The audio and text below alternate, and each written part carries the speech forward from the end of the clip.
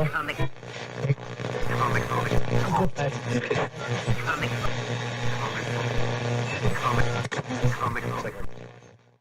everybody, it's Weird Wink Wilkinson laughing and scratching at you. How's everybody doing today? I got a little bit of a stiff neck. Let me just fix this up. Oh, that feels a lot better. Well, I got a great show for you today with some wonderful weird stuff. I feel so very weird. There are some things in this world that go way beyond human understanding. Things that cannot be explained, things that most people don't want to know about. That is where we come in. No human being would stack books like this. I have come here to chew bubblegum and kick ass. I'm all out of bubblegum. Well, it looks like you're the one who needs to be taught a lesson, pal. Class is paying 101. The instructor's Casey Jones. Look, I don't want to fight you. Well, tough rocks, pal. Do you want some coffee, Mr. Tully? Do I? Yes, have some. Yes, have some. It's a cup of coffee in the big time, yeah. Cup of coffee in the big time. Hey, what do you say we both be independent together, huh? I guess one person can make a difference. Enough said. We have the tools, we have talent. It's Miller time. Luminous being so we, not this fruit matter. Empty your mind. Be formless, shapeless, like water. Now you put water into a cup, it becomes the cup. You put water into a bottle, it becomes the bottle. You put it in a teapot, it becomes the teapot. Now water can flow, or it can crash. Be water, my friend. You, me, or nobody is gonna hit as hard as life. But it ain't about how hard you hit. It's about how hard you can get hit and keep moving forward. How much you can take and keep moving forward. That's how winning is done. Hey, these aren't my rules. Come to think of it, I don't have any rules. Well, that's great. Either I have a monster in my kitchen or I'm completely crazy. I don't think you're crazy. You know something? Maybe I am insane. Maybe I am insane.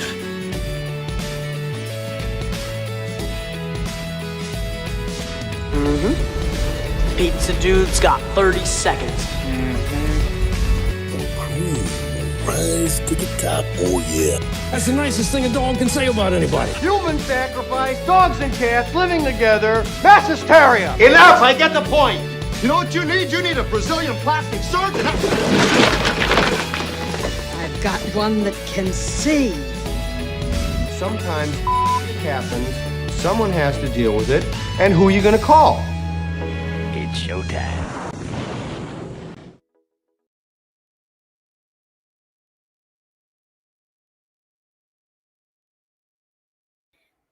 All right. Hello, everybody. Welcome to Comic Book Radio. This is episode 300. I'm your host, Peter Cimetti, and tonight my guest is Andy Smith.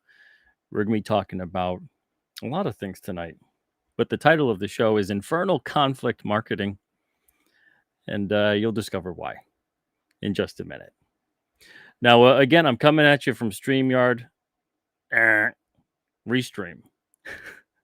So, StreamYard, I've already talked about it before, but they wanted to double the price. My time was up with the subscription, so StreamYard was doubling the price of my service, and I didn't want to do that.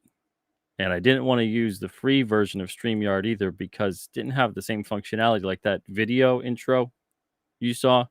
I can't do that on the free version of StreamYard. So this is the free version of Restream, as you can see, because it's got that branding up in the top corner.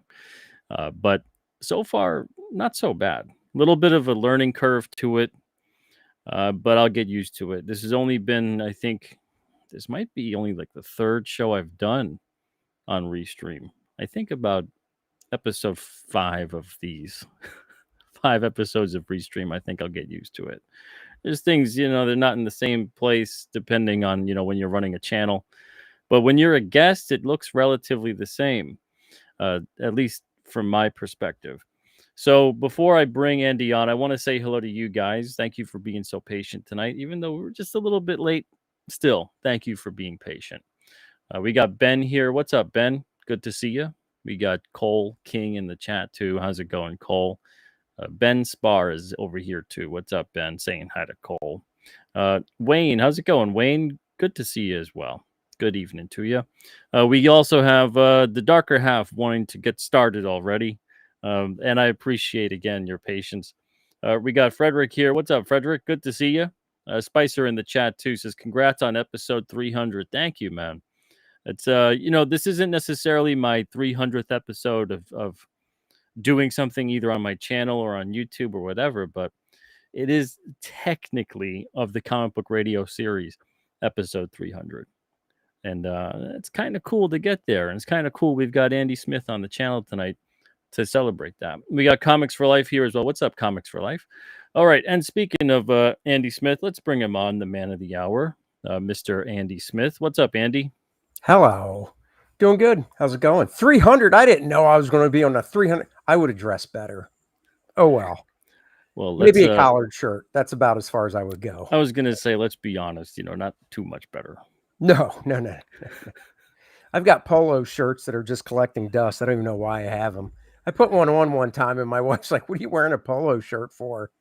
We were going somewhere on a weekend and I was like, because they're here. I might as well. The last and only polo shirt I ever owned, I received when I was 10, and it was a Christmas gift. And I was looking at it like, like one of my aunts gave it to me. And I'm like looking at it thinking, what is this? Why would you see me and think this? Well, I don't know, 10 years old, maybe. I don't know. And maybe. Well, I kind of dress the way I dress now, just not as many plaids and flannels, but graphic tees and stuff like that, And I wore like sports jerseys every now and then, but this was just like a polo, like a plain polo tee. And I know they say it's the thought that counts, but I wonder how much thought went into it. Oh God,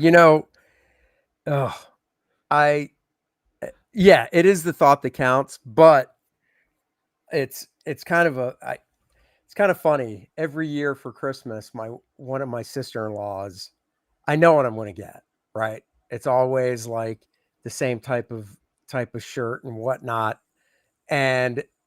And I'm just in the habit now, because this year will be my 30th wedding anniversary. And it hasn't been that way for 30 years, but I'd say for a good 10. So I'm in the habit now of when I get it, I just go through my other shirts and basically go, okay, recycling one out. I got this new one, because it just gets to like, I told my wife brought me home a pack of 3 just white t-shirts, right? Yeah. And I was like, what? I still have some white t-shirts, Hanes, that I bought. And she goes, yeah, like 2 or 3 years ago, just get rid of them. And I'm like, oh, okay, whatever. But I have, were they torn? Were they stained? Were they no, offensive they're in some fine. way? They look brand new, totally white, no stains on them, nothing. But she's just like, well, they're 3 years old. It's like, whatever. So I'll donate them. But I kind of like the Steve Jobs thing of just wearing like, what was he, like a black turtleneck and jeans, and you see movies where now they have characters that are like that. They open their closet. Yeah. It's the exact same thing. And I got to be honest, like I probably have in my t-shirt drawer 20 t-shirts, right? And I probably wear 4. Yeah. Just over and over. And maybe 5. But at the same time, I just can't get rid of the other ones. I know. I like getting clothes now that I'm older, but I'm reaching a point where I don't need more clothes. Right. I've got more than enough. I just, and I don't care. Like I'll wear something till it disintegrates. Yeah. Same here. I'm lucky enough. Both me and my wife are the same when it comes to clothes. It's like, it's who cares if you had it for 20 years? Like if anything, that's awesome. If it's still put together, But I'll wear things till you just can't anymore. And Yeah. so I'm just looking at things like socks and t-shirts and whatever else, and it's too much. I've too much. And when I get something in as a gift, I got to look at it now and assess: do I really like this? Will I actually wear this? Because then if Right. I don't, I'm either going to donate it or sell it, depending on what kind of item it is. Which maybe sounds horrible, but the older you get, the more crap you have. Oh yeah, man. Well, you probably remember, you're growing up as a kid and you're looking around at your parents' stuff and then even maybe your grandparents and you're like, how do they get so much stuff? And you think to yourself, I'm never going to have that much stuff. And I think was it Tim Allen that did a bit on that? Whoever it was, I know maybe Carlin did. Carl, Carlin it did was the whole Carlin. like, and It then was you get a Carlin. place for your stuff, and Yeah. yeah. And you're like, I'm never going to do that. And now here I am, my daughter is 22, we've got a house, we've got all this stuff. But I tell you what, I was thinking about it and it's not the first time, but it's it's the women, Pete. It's the women because I can tell you right now, if you go into the main house, like this is all my stuff. This is my office. This is all my crap, right? Yeah. If you go into the main house and then you go, okay, what did you buy together? We could make a list. Okay, what did you buy separately? My wife, and then Andy, what did you buy separately? Well, in the separate list, I think there's maybe, and I'm not joking, I think there's like 2 things that I bought that are in the main house. One is a cool piece of art that I have hanging up, and it's not comic art or anything. It's actually of a car, and that's hanging up. And then I said 2 because there's got to be at least one other thing, but maybe there's just that one. But no, my wife will come home and she'll have something that goes in the house, some vase that you put fake flowers in that, and I'm like, okay. And then like all like holiday decorations. I never bought any. Like when we started out married, we had a tree, a Christmas tree, Christmas ornaments. And then over the course of 30 years, we have Halloween stuff that goes out for Halloween, Thanksgiving stuff that goes out for Thanksgiving, Sure. lots of Christmas stuff that goes out over the whole house. And I'm just like, I was looking around in my attic and I'm like, separate it out. What do we buy together? There's not a lot. Like buy together is like furniture, not the little stuff that gets set out that people see when they come in the house. And I'm just like, no wonder single guys. I saw a meme on Facebook that it was like, this is all a guy needs if he's single. And it was like a studio apartment with a mattress on the floor. Yeah, they live like a serial killer. Yeah, pretty much. Yeah. And if I didn't do this for a living, and let's say I just had. I do want to say though, Andy, that's the reason that they're single. Well, yeah, that is true. But can you imagine that's pretty frightening. You go to some guy's house, like if you're a girl, you're on a date, the guy takes you home, and then all you have is this empty blank room. You hear the echo of your own voice. That's right. And the mattress is on the floor, and maybe there's a TV there with like usually some kind of video game system.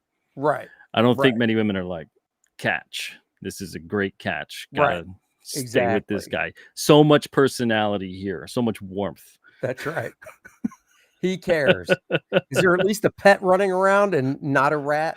So yeah, it's interesting. Now I can't blame any of the women in my life for stuff. I like stuff. I like holiday decorations too. But we're weird here with holiday decorations. Like there's so much of all the holidays. Just take him up, put him down, pick him up. We eventually got tired of it. And if we had more room, I think we'd have the Christmas tree up, a fake one, all year round. But we have like an amalgamation of there's Christmas, Halloween, Easter, Memorial Day, 4th of July, like all over the place. And then there's other things, you take down, whatever. But there's all these little bits and pieces. So if you were to come into our home, the living room would look like it's like in a perma holiday of just there's various things. There's something with Santa on it. There's something with, the American flag and there's a pumpkin, there's a jack-o'-lantern. It's strange, but it's one of those things I can't I can't blame, and I look at your background too, Andy, and I'm like, you have a lot of stuff. I do. Is it all relegated just to your area though? Is that the situation? Because that's not with me. I don't have like a man cave Well, kind of this a is thing. well, I mean, it is because one of the selling points on this house when we moved in 2013 was I'm above the garage and it's a 2-car garage. So this is 24 feet across and probably 13 deep. And then, there's a closet behind that wall that runs the whole length. And that closet, so, closet's 24 feet and then it's probably 4.5 feet. So it's narrow. But this room itself is probably, 13 by 24. And you're only seeing a part of it back there. You're not seeing, the Yeah, I computer think I've backed seen up you to a take. wall. I think I've seen you take shots that are a little bit more. Yeah, I did like Showing a the tour whole. once, I think, and put Yeah, it and up. you got a nice space. Yeah, I do. I have a lot of stuff, but if I didn't do this for a living, you could probably get rid of because and I'm saying I'm still a comic book guy, but I just didn't do it for a living. So I'm a collector with a 9 to 5 job, right? Then I would probably have half of what's in here because the front wall where I'm looking at the computer and then my drawing table and printer and stuff, and then other kind of generic office stuff almost takes up the whole front, which obviously you can't see. So you could almost get rid of that.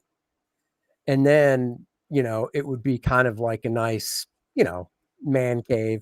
But I don't call it that because I work up here, you know. Yeah, that's your office Yeah, space. I don't Your have like home office. yeah, like I used to have a chair, just, a chair to sit in, not a desk chair. And basically I ran out of space for it, so I got rid of it. So now I just have, my 2 desk chairs because I still have my regular drafting table. I draw out on paper with a separate, chair and everything. But So going back, what was single Andy like? Was there a point in time where you lived on your own and you had one of those creepy serial killer no, I apartments? was never no. When I graduated school in 91, I moved down to Florida. I graduated in May. I moved to Florida in July or August of that year. 1-bedroom apartment, but I had 1-bedroom apartment, which means how they are. There's a living room, a kitchen, a little dinette area off the kitchen, and then the bedroom with, the one bathroom in the bedroom, So if somebody came over, they had to go into the bedroom to the, to go to the bathroom or whatever. And the living room was big enough to where the one window that was in the living room, that's where my desk was. And I could look out the window. And at that time, because I was just starting out, I had a drafting table. I had bookshelf, one of the little 3-shelf ones that on the top of it was like Oh my yeah, yeah. cabaret with, my art supplies and stuff, and then reference books below it. And that was it when I first started out. And then the rest of the living room was a love seat, not a recliner, but some type of cushy type chair. And then, this goes back to 91. So obviously no flat screens. Well, they had them, but I couldn't afford it. And then just like, They were awful back then, but though. yeah. And then just the 20-inch, regular tube TV remote, Yeah. which was big enough for that space. And then, I had a table for 2 that was right outside the kitchen in a little dinette area. And then my bedroom was basically a twin size bed because that's what I had growing up. So that's what I took with me. So I had a twin size bed and a nightstand, and that was it in the bedroom. And was that all your stuff, or did you have stuff still at like your parents' house? No, that was it. That was all my stuff. And then at that time too, it was cool because the bedroom had a walk-in closet, which was nice. But at that time I had 3 long boxes and that was it. 3. Wow. Fast forward to now and I've got 25. And if you count the short boxes, I probably have 30 long boxes if you combine them with the short. Wow, so man. 10 times the amount. Holy smokes.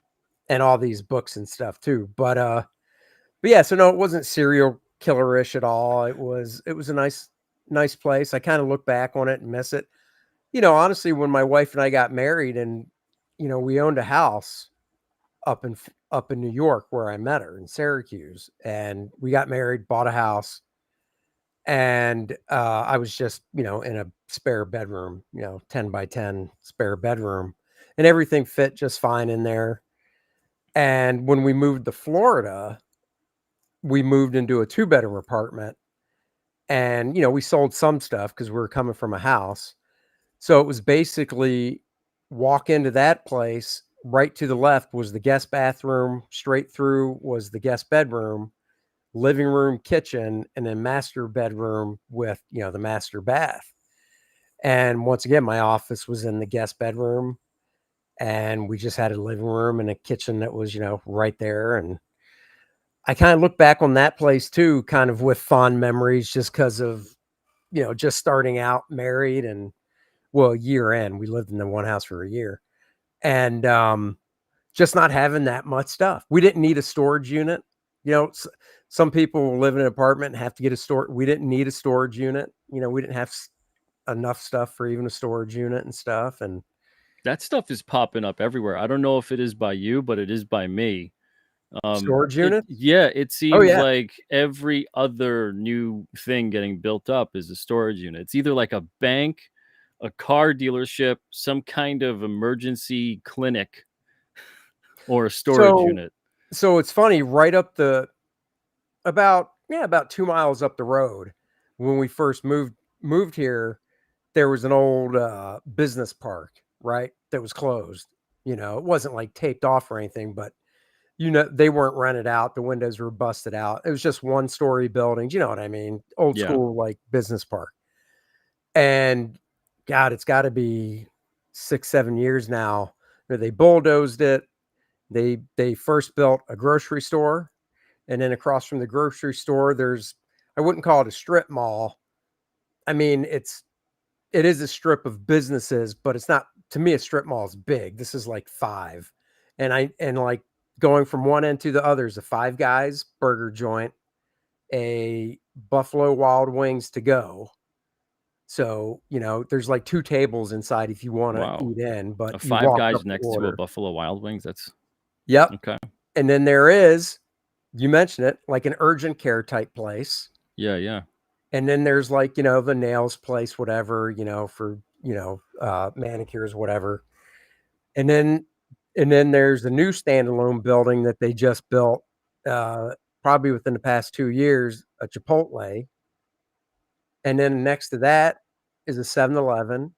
And then next to that is another row of 4, which is a Verizon Wireless, hair styling place, a Starbucks, and another, restaurant. I can't remember what it is, but it's a little Greek restaurant, but it's fast. There's no waiters or anything. You go in, walk up, and order. And then there was still a good amount of land left. And I'm like, oh, what are they building now? Okay, so now they build a nice car wash, drive through, very nice high-end car wash. Still a lot of land. And they started building stuff a year ago. And I'm like, oh, townhouses. So now there's like, and there's got to be, it's amazing. Like when you look at the land, obviously if you're up in the air looking down, you go, oh, that's a lot of land. But when you're Yeah. not, and you're just looking at it regular perspective, you can't really get a good sense of it unless you walk it. Man, there's got to be at least, I'd say at least 25 to 30 units for the townhouses. They're 3 stories. They're not that wide. Like, I think they're probably as wide as the whole top floor of the whole width of this garage, which is probably 20 feet. So It 20 reminds feet me wide. of that episode on South Park with like Soto Sopa. Yeah. You know how they're like gentrifying the area, and it's all the same stuff you just talked about. And it's not about any kind of home ownership. It's Oh, about no. putting All these people in townhouses, apartments, and yeah. Yep. And the townhouses are just for lease. They're not to be bought. But going back to your storage thing, in front of that, there was this old ass. You remember the car wash where it had the bays you would drive up, put your coins in, take out the hose thing, spray it down yourself Oh and yeah. stuff? So there was one of those that was closed down forever, and they tore it down. Now there's it, and it's going to open very soon because it's pretty much done. Now there's a 4-story extra space storage for all those people that live in the townhouses Yep. that need to put their stuff that is literally someplace they could walk to. So everything, boy. like all that place really needs. And it's funny because like a part of me is like, could I actually run a bar? Because like I think there's one empty unit still for rent in that strip of things. And I'm like, if that was a bar, a brewery or bar, they got it all. Because they can walk out of the townhouse, go to the grocery store, get their hair done. They've got like 4 different places they can choose to eat. 7-Eleven gas stations right there, convenience store, extra storage is right there. It's all right there, except there's not a bar. My favorite strip mall when I was a kid, it was maybe like 6 or 7 stores, and I grew up on Long Island. Yeah, okay. And so it had a comic shop. Oh, It yeah. had a video rental place that also had games. Like Yep. at the time, Nintendo, like first Nintendo system. It had a barbershop. It had a sub shop. It had a pizza place. And then it had some kind of like a laundromat or something like that. Yep. And that seemed to be like the run of the mill strip mall kind of place for a really long time in like the late 80s, early 90s. Yeah.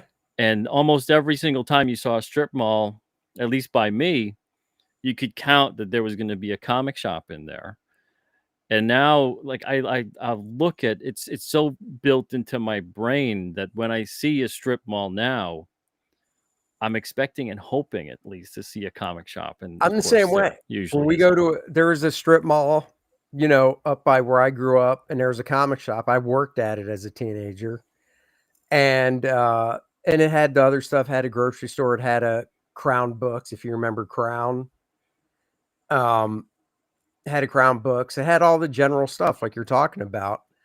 But I'm the same way when I go someplace new, and if there's strip malls, you're driving up and you can see the sign for the strip mall Yeah. before you get to it. And it's just, it's a sign that has like, say, 10 things on it. And I'm scoping the sign and I'm just hoping it says comics in one of the slots. So I can just, cut into it and go check it out.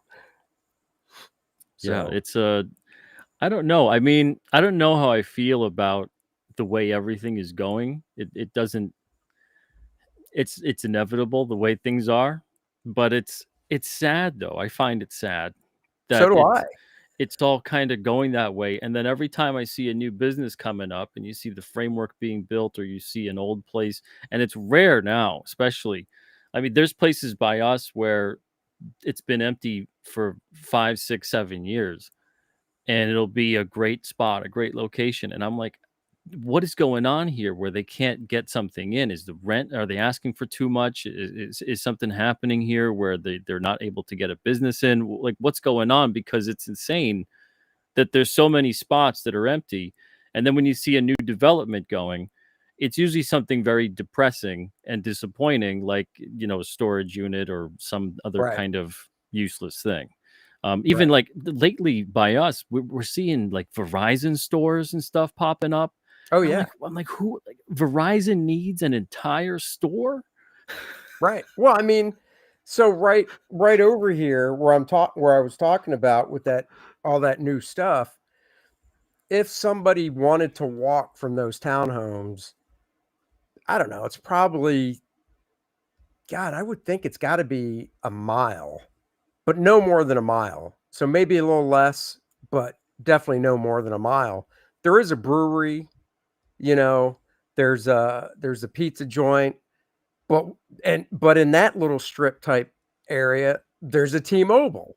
So like there's a Verizon, Yeah. boom, right over there, there's a T-Mobile, you know. And then they also built up, and these were done before this other stuff.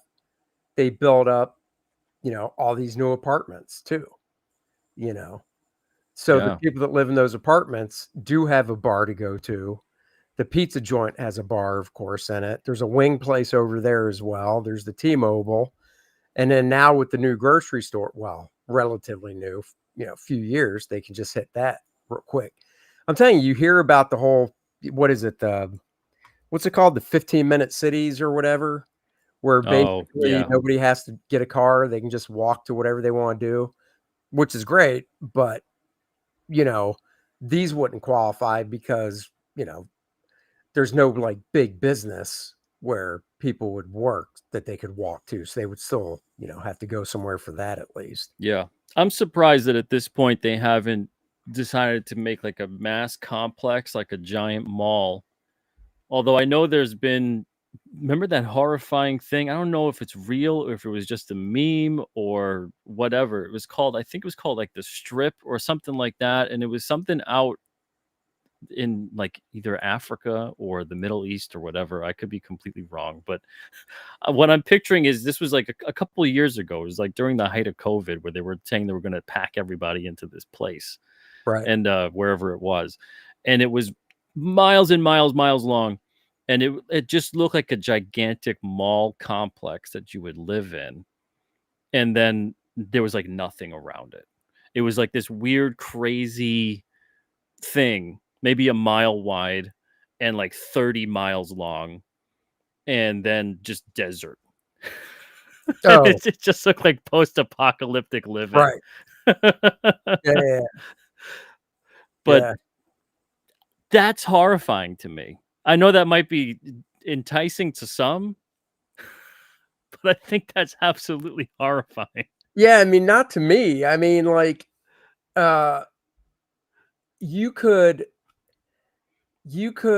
take probably a football stadium and totally gut it and retrofit it with everything, with apartments, and then maybe the apartments are the ring of it, and then the center of it is like the grocery stuff, other type of shopping stuff, whatever, and make it like, if the people had jobs where they didn't have to go anywhere, that's it. They could just, that's it. That's where, they live or whatever. That sounds so depressing to me. Oh Does that no, sound it's just, depressing to you? dude, it's super Anybody in depressing. the chat looking forward to that kind of a life? It's super, like, I've never been to Montana or Wyoming, and now I know the weather gets cold and stuff, but a part of me is like, when we retire, going out to like a town like that has a nice view of the mountains. It's a small town.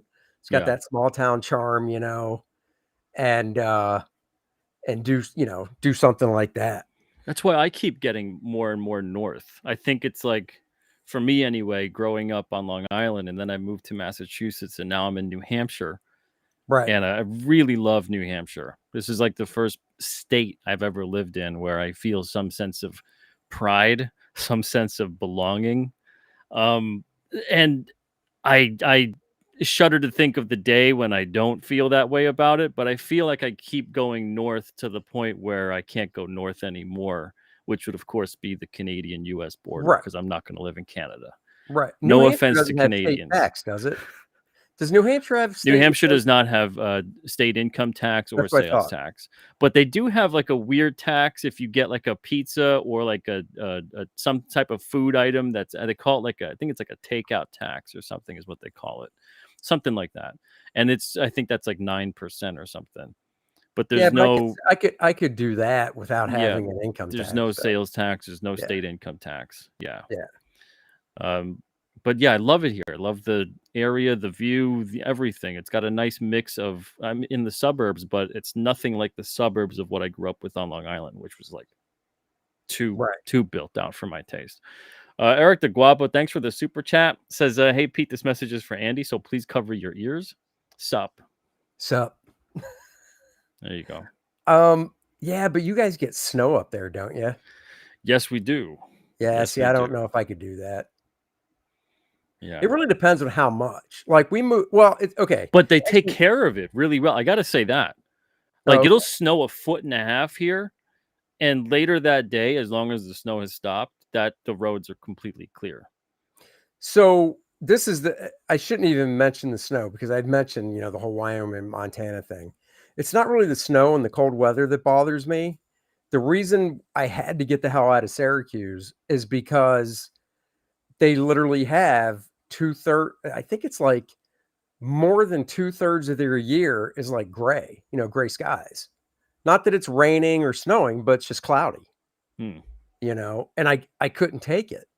And I remember talking to a doctor up there, my physician, whatever, and him telling me that, yeah, people that have like the sun sensitivity and stuff, Yeah. Syracuse isn't the only place in the country, but it is one of the places they'll say, if you have a sensitivity to sun, go there. And I didn't care about the cold. I grew up in Maryland. Now, Maryland's not as cold as Syracuse, but we got snow. We had cold winters. We have cold winters here, but we have blue skies for almost the opposite of Syracuse, which is, 2/3 of the year. Well, Syracuse is So, like what? It's kind of close to like Buffalo, Rochester over there, no, right? Isn't no, it? not really, because okay, so I think it goes Syracuse, Rochester, Buffalo. Syracuse is like 3 hours from Buffalo. So, I mean, unless that's what Yeah. you mean by close. That's what I mean by, well, everything in upstate New York is relatively Yeah. close. Yeah. Yeah, no, I hear you. Well, what's the blue sky to gray sky ratio up there though, where you are? See. Definitely more blue sky than not, So pretty much, Yeah. it's pretty much mostly probably the winters, where Yeah. it probably gets a little more gray. Yeah. But see, even in Syracuse in the summer with rain and stuff, and a Syracuse summer is, yeah, it's like 3 months, like normal summer, but then you could start getting snow in, late September in Oh yeah. Syracuse. Yeah. Lake effect, snow. Yeah. It's Yeah. got to be something to do with the lake, the Great Lakes over there that would make it. It creates its own little geological system there. Yep. I got a crazy. You ever been to it's a convention called Space, Small Press and Comics Expo in Oh, no. Columbus, Ohio? You ever been there? Nope. Okay, so I was there. I don't know what year. I'm not even going to bother. It's sometime between 2008 to 2010. So I went and flew up to Rochester to meet with one of the creators who was going down there, who was with Alterna at the time. So he lives in Rochester, and we were going to just drive down, him, me, and his buddy. And we drove down during night when I landed, and there was like a friggin' lake effect blizzard where you literally couldn't see a damn thing. Oh yeah, I've driven through those. And yeah, it was like 4 hours of the craziest like white knuckle driving I ever seen occur, Yeah. where we were all just like, we're gonna die to go to this stupid little convention. And I can't believe, needless to say, we didn't die, but it was insane because it came out of nowhere. It was Sure. just all of a sudden, you're driving along, and then it's getting snowy, it gets a little worse, and then it's horrible. Yep. And it's easily the scariest driving of me sitting in a backseat I've ever been in my life. Yep. I've driven through blizzards and stuff like that, and they're bad. But this was, I've never. It just looked like you just couldn't see anything. You just couldn't see anything. Yeah, no, yeah, dude. I know exactly. I've driven through those a number of times, and I mean, and it doesn't matter if it's during the day or at night, and it's just like, oh, when we would drive up to Syracuse for Christmas, which we haven't done it in a while, but we've done it in the past decade. When our daughter was young, we would drive at night, let her sleep, makes the drive easier, whatever. Inevitably, every time, right around as soon as we would start getting out of or start about an hour out of Syracuse, it'd be around 3:30, 4 in the morning, because it's a 12-hour drive from here, and we'd leave at like 4 in the afternoon, 5 in the afternoon. It would just start coming down every freaking time. Every time. That's It's brutal. like, God. Couldn't stand it on I the mountain roads and stuff. Just like couldn't do it. Couldn't do it. That's the one thing I really love about not just New Hampshire, but the New England area in general. It's like a love-hate relationship with the weather, because it's a saying over here where if you don't like the weather, just wait 5 minutes. Like oh you'll get insane weather occurring you'll get like all 4 seasons in the same damn day sometime. It's insane. yeah, It'll be snowing in the morning, and then, if it's in the winter, it'll warm up enough to get like 50 or 60 degrees and be a nice, beautiful sunny day by like 4 or 5 o'clock. yep, It's like the craziest stuff. Didn't grow up with that on Long Island. Long Island was like more of a very steady, the season is the season, and that's what it is. yeah. But yeah, New England with the weather it's a bit of an adventure, but it at least keeps things interesting. Yeah, that's cool. But yeah, so we're 40 minutes into it. We haven't really even talked about anything of any pertinence. I absolutely love it. And the reason that I say that is because, okay, now tell me if I'm wrong. Now you do like the virtual book tour thing, right? When you got a campaign to promote, and Andy's campaign is Lilith, right? That's how you say it? Lilith Infernal Conflict. That's it. Lilith Infernal Conflict. Okay, so it's pinned to the top of the chat. I recommend you guys go check it out. We're going to go over it in just a second. But the last time I checked, you were $16 away from 20,000. Yes. So he's at 289 backers, $16 away from 20,000. That's one backer. It'd be great if we could get to that tonight. That's right. Put it over the top tonight. Yeah. And I got to say, going back to my point that I was going to make, when you do all these little digital book tour virtual things, you end up kind of having the same conversation over and over again about like what inspired you for the book, and let's look at the campaign, and you say the same stories, you have the same talking points, it's kind of the same stuff. Largely that's what it ends up being, and I hate doing that. And I feel like when you go on a show, I'd like to have a conversation about just stuff to get to know the person. Oh yeah. And when I have you on here or anybody on here, I like to have that. I like to have the mass portion of the show about like getting to know you, kind of like your experiences, picking your brain, but also just normal everyday talk. Yeah. Now there's one thing about this that I do want to, this show, I'm trying to almost reformat it in some way. It's always been kind of this format, but I'm trying to be more, I don't know, sticking to it. I want to try to get something out of each guest that they feel like they haven't said or talked about yet on a show. Some kind of, whether it's an experience pertinent to comics, or whether it's something that has to do with some life experience, or it's a story that, you've been dying to tell, but you're like, I don't know where the hell this story would fit.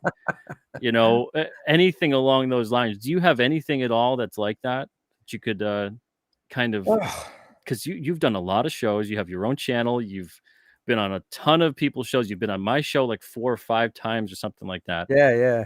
So I know it's kind of like digging deep to find something, because the funny thing is, it's like, well, I wasn't gonna say getting older, your life just becomes kind of like so routine, and for me, I guess the biggest change, and I've talked about this on my show, it's not something that comes up a lot doing like the tour. That's my colorist, by the way. Oh, okay, great. For the book, who What's does up? a fantastic job. Oh, fantastic.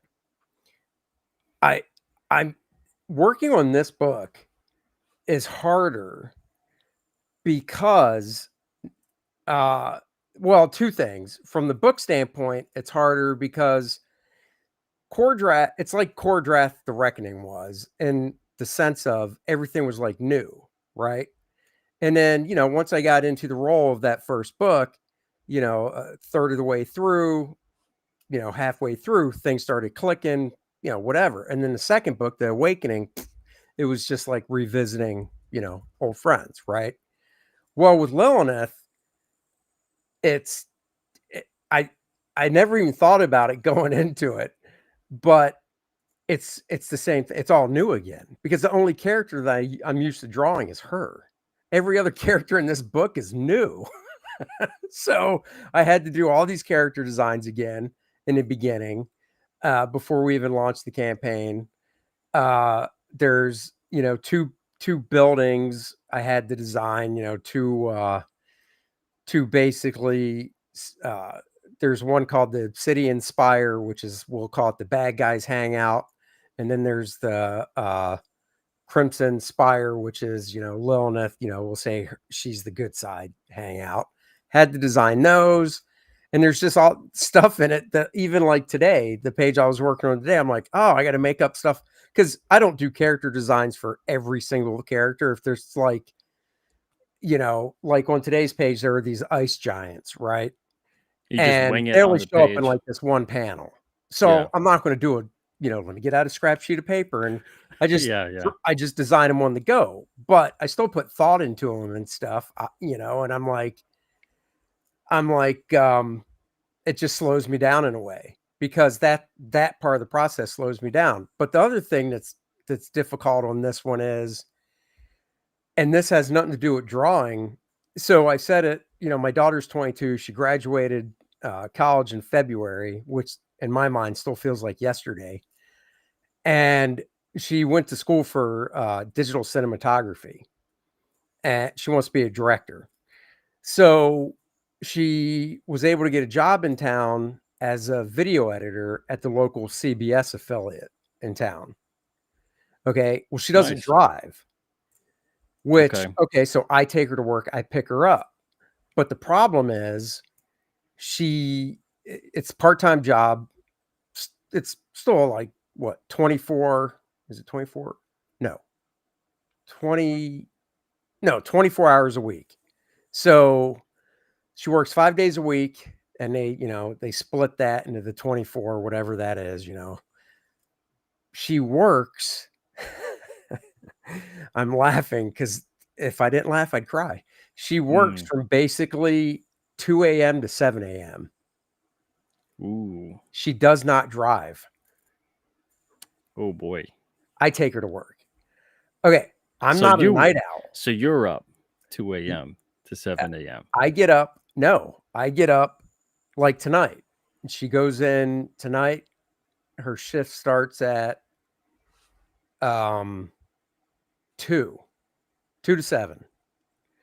So I get up at 1:20. I basically have 10 minutes just to, wake up and then throw my shoes on and we walk out the door at like 1:30, 1:35. And then I get back home at like 10 after 2. I crawl back into bed. I get up at 6:20. I go pick her up, come home, eat my breakfast, start my day.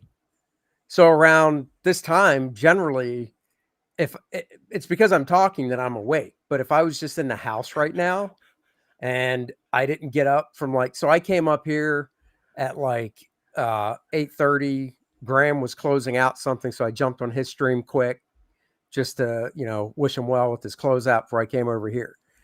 But when I was sitting downstairs from probably 6 o'clock on after eating dinner and just kind of chilling out, I was reading a comic, falling asleep. You're surprisingly lucid during this conversation, though, I have to say. I'm impressed. It's go time.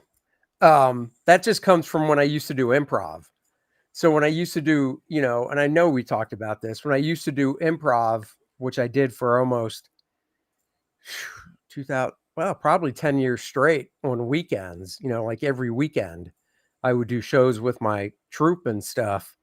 Once again, I'm not a night guy. I've never been a night guy. Generally around 9:30, 10 o'clock, before my daughter got this job, I start getting tired and I would go to bed around 10, 10:30. So, improv shows don't start till 9 and our call time would be 8 to set the place up, kind of warm up, whatever. And, we'd go to like 11:30 and then, get home around midnight, whatever, but it was on a weekend. But the point is, same thing. Before I left to go out to that, I'd still be kind of tired, but then I get pumped up. You get that energy going because you're doing a show and blah, blah, blah. But that is the difficult thing because that's brutal.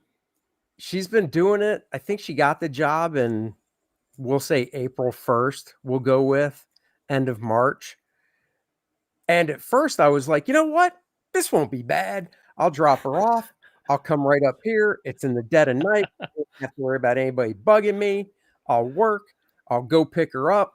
I'll drive her home. And then let's say I was up here for 3.5 hours working. My thought was we get home at 7:30 because she gets off at 7. I work for 3.5. Great. I'll take a nap for 3.5 when I get home with her.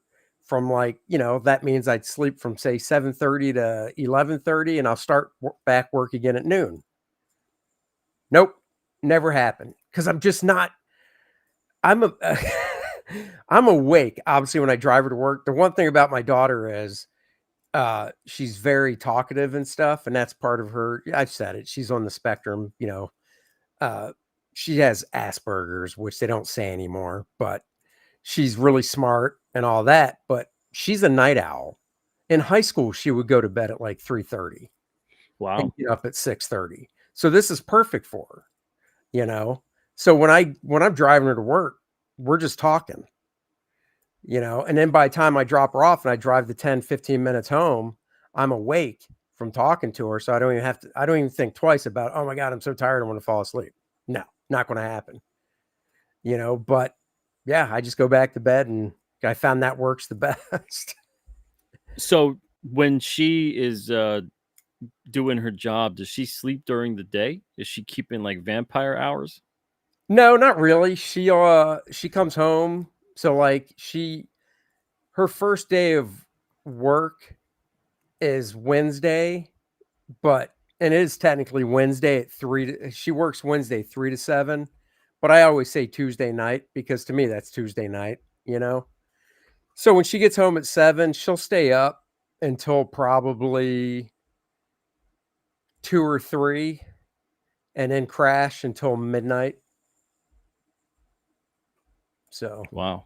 yeah. It kind of reminds me, her hours kind of remind me of when I was I used to deliver papers, like when I was like 19. Oh yeah. And it was the same kind of hours of working between like 2 a.m. to 7 a.m.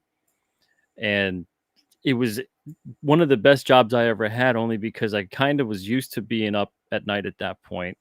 It took a little bit of like acclimating to set up thick curtains so the sunlight wouldn't kill me in the morning. Yeah, her room is dark. Yeah, make it dark, and then I'm up at like 2-3 o'clock in the afternoon, have a relatively normal day, go to take a nap between like midnight, wake up at 2 a.m., and then deliver the papers and stuff. But I think it messed my sleep cycle up though for like the rest of my life, because now my sleep cycle's all over the place still. Like I'll be up till 1:32 in the morning, take a shower, crash on the couch till like 5 in the morning, wake up, and then actually go to bed, and then wake up at like 8:30. Yeah. And Now that's been for a long time. No, as a freelancer, before I got married, I kept normal hours. I would get up at 6:30, start work by 7:30, and I would try to finish by 5:30 so I could hang out with my friends that had real jobs and go to bars because I'm 21. Yeah, So go to bars and stuff, whatever. So I was like, why would I want to work at night when my friends are off that have real 9-to-5 jobs? Because the friends I had at that time had real jobs. And I've always been that way. The good thing about this is on Friday night, so Saturday morning, she works from 3 to 8. So my wife will actually get up. So I can sleep at least till 7:30 because I'll go pick her up at 8 because my wife will come home and go back to sleep at like 3:15 till whenever Saturday morning. So, and then I take her Sunday night, which is she works at 4. So, wow. Yep. Man. So I'm still I mean, it's been since April, but I guess the point of the whole story was I didn't really start diving into drawing Lilith until just a few weeks ago.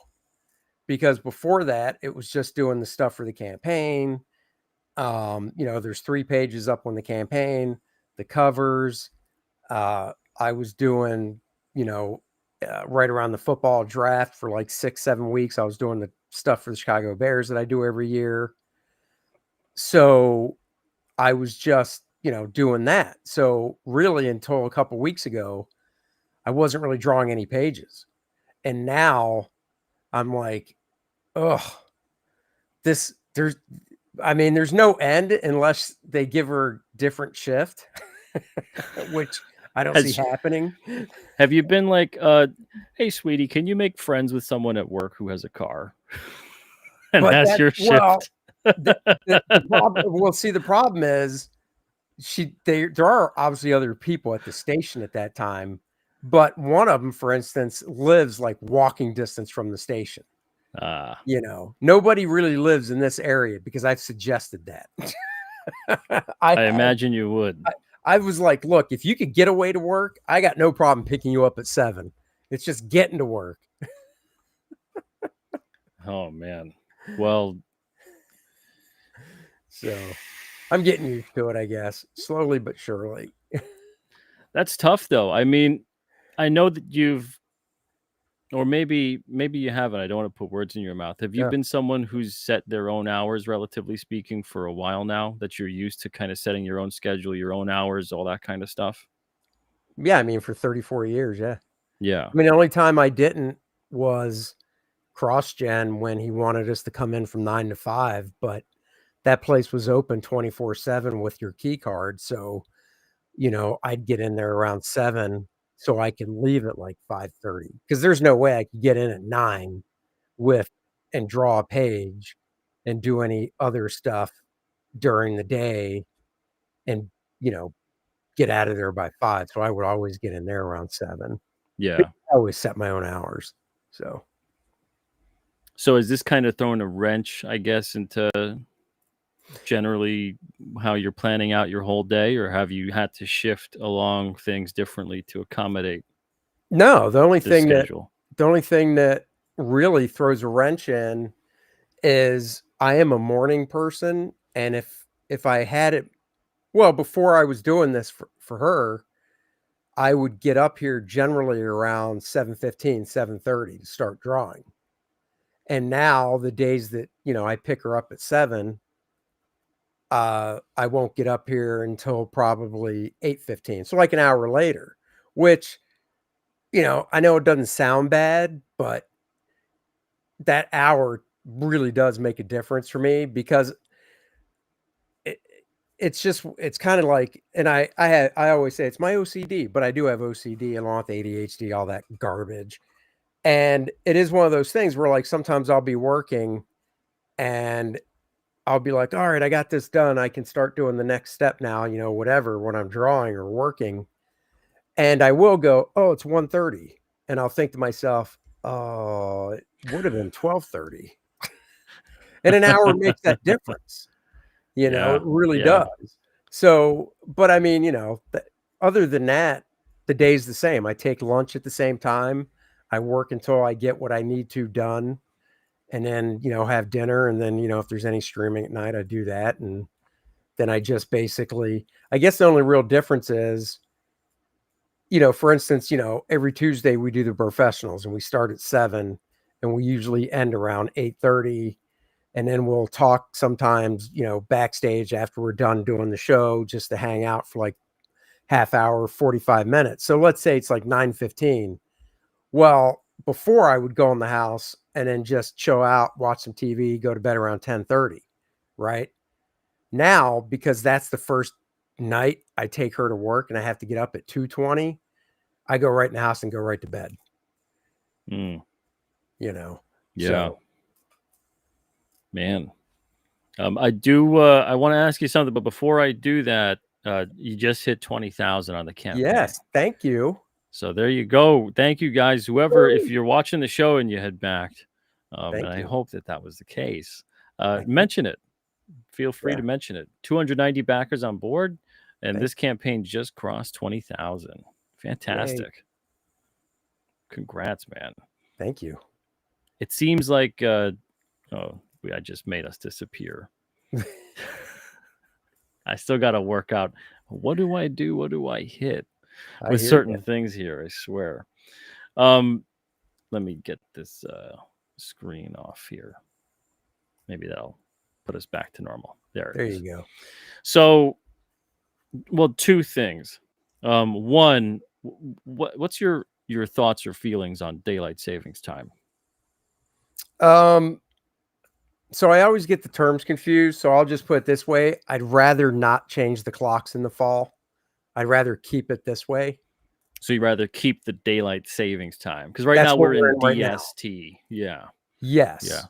I Yeah, like I'd that rather too. keep it because, yeah, I mean, I know going into winter, I mean, I just look outside and go, okay, this is when it would be dark if we didn't change the clock. So, obviously it's different subtly everywhere. So, like, right now it gets dark around, I'd say 8:20, 8:30, probably 8:45. It's pitch black.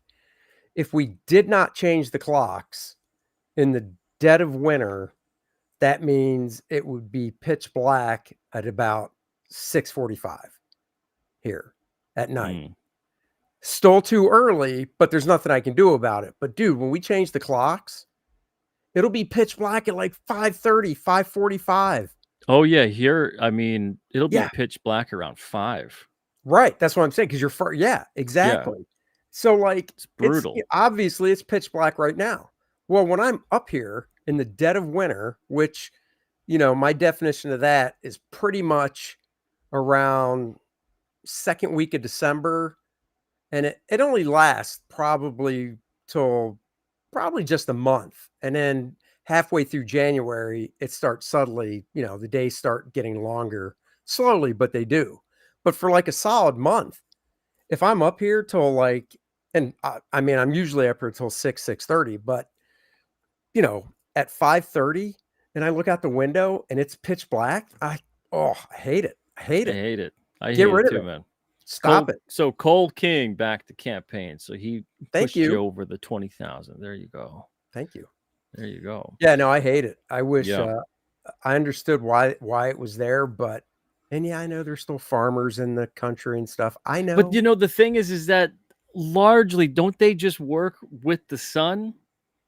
Like you could say, like we've named these increments and that's what we do. I know that they exist scientifically because of the rotation of the earth and all that other crap. But like we've decided the workday is 9 to 5 or 8 to 4 or whatever that is, this kind Right. of stuff. And instead, if you have a job that's dependent upon the sun, daylight, if the sun's up at like 2 in the morning and goes down at like 1 in the afternoon, that's your hours. Right. So what if the sun is up at 6 in the morning because we set on the clock at 6 and we're timing it out. I've seen people like, oh, well, it's darker in the morning and this and that. But all I could think is, and I have a really extreme take on daylight savings where come the fall, I would like us to go forward another hour and then leave it.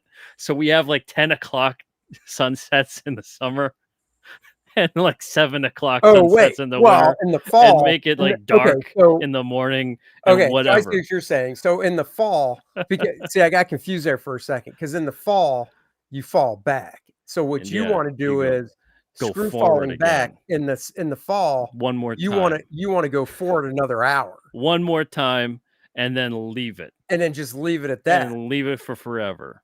I mean, I don't think I'd have a problem with that because yeah, I mean, if it was still light out at like 9:30 here, I wouldn't care. Yeah. But and this is me speaking very selfishly because no, I obviously hear you. that would benefit what I would like to see in But I terms would of say I guess the drawback I have to that, I don't care if it was light out at 9:30 because like in I'm trying to remember where I was. We were in the Caymans for our honeymoon. And when we got married, we already, I can't remember when it was, but now we turn our clocks back like the first weekend in November, right? It used to be October sometime. And when we got married, it was in October. So when we did it, changed the clocks back. Well, we honeymooned in the Cayman Islands, and it was still, I mean, that's way down. It was still light out. So I've been to places where it's light out at like 9:30, and I love it. Yeah. You Yeah. know, I love it too. but I think the problem. So in the height of the summer, because I have noticed, the sun's coming up later now. So like now our sun up is around, I think 6:45, roughly. Where it used to be, like a month ago, it was like 6 o'clock, sun was coming up, right? So if Yeah. we did what you're saying, I guess I could. Yeah, no, that wouldn't really bother me because Yeah, that and would I'm mean. aware what I'm saying is crazy, and it also makes it really dark in the morning for longer than it is. So, Well, it I'm depends kind of because for doing like me the it would be sunny at 7 o'clock. The sun would start coming up basically at 7 o'clock. Doing see what you that's the thing is that if Trump wants to actually do that, he needs to go all Trump with it and do the extreme of the want, so he gets in the middle. Wait, does he want to get rid of daylight, or does he want to get rid of the He time wants change? to get rid of the fallback. Oh, nice! I haven't heard Yeah. that. Yeah. There's a lot of people that they've been trying to push this kind of like get rid of the I fallback know. kind of thing for a long Well, time. what is it? I think there's one state that doesn't do it, or maybe two. I know there's one. I know Arizona doesn't, and I don't know any others that don't. And think about I'm that. sure there's at least one other. So Arizona is in the time zone where they're 3 hours behind us, right? Yeah. Okay. So right now, they're 3 hours behind us. No, I think they might be mountain time.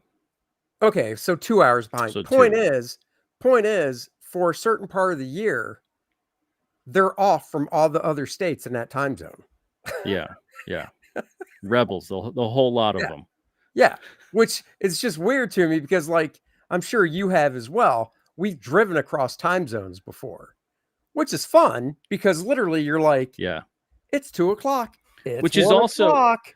the fact of time zones too is interesting. You ever see the story of that of No. how the time zones congressionally came about? So it No. came about because of the fact that obviously there would be a time differential. So if you took well, not at the time of flight, but at the time a train, and you would get to certain spots, you'd be consistently late because there Mhm. was no time zone differential. It would be just like everything across the continental US is the same time. Right. So they had to congressionally instill time zones. But the Sure. thing that's funny about that is that you could be at the edge of one time zone and you're technically geologically closer to the time more accurately to the next time zone than you would be in the time zone that you're at. But we can't do these like interval Oh, time zones. right. It'd be Yeah, no, I know madness. what you're saying. But Well, yeah, yeah, and well, so it's like kind of interesting that there was a time with no time zones right. and sometime in like the 1800s Congress passed the approved time zones, and it had to do largely because of different appointments and things being completely off and askew. See, I never knew that. I never even thought, honestly, till today. I don't think I've ever once thought, why did they do time zones? But my assumption would have been, let's say over here, you're going whatever time of year, let's just go at the dead of winter, and you're like, damn, it's 6 o'clock and it's pitch black out. And you're talking to a buddy over in the West Coast, and they're like, what? It's 6 o'clock here and it's sunny as hell. In fact, it's not going to get dark until 9. You're like, what? Well, Yeah. we should make that the same. So you know what? When it's 6 here, it's 3 there. So now when it's 6 there, it's going to be dark. And then somebody in the middle of the country is like, whoa, wait a second. It's 6 here. You're dark. What's not dark? We got to do something different. Yeah. And they go, well, what? 2 hours. It's funny that you don't even think about time zones now because we just take it all for of course that's how it is. Right. But there'd be no reason, like if you didn't have travel or communication where you Right. could do any of those things and witness that stuff occurring in real time, you'd never think about instilling time zones. But as Well, soon what's as that? like the trains came about that could Well, I was going to say outrun the trains. sun, the pace of the earth, Right. it became an issue. Right. Trains. And obviously trains came about before actually. Well, I don't even care if I get made fun of for this. I'll just say it's because I'm tired. I know the answer. Trains came around before phones, right? So, correct? I'm pretty sure. I Okay. can't. Yeah, but I'm guessing. Yeah. I'm assuming trains were around before telephones. So my point is, right. So trains come around, and obviously it's like, hey, wait a second. Oh, yeah, we should probably do something about this. So, darkness and everything lines up at the same time, so the days are the same, whatever. Uh, right. Time zones are to keep you punctual. But my thing is too, like, kind of like you said, if there was no travel, at least by train. I mean, obviously, if there was like, you know, no flying and no train and just a car that was slow or a horse, and there was no phone, so the only way you could communicate to somebody on the West Coast was like the mail, which is by horse or, Yeah. buggy, whatever. Then yeah, who cares? Because it's not like I'm going, I need to talk to Pete who lives on the West Coast right now, where I couldn't anyhow. So who cares?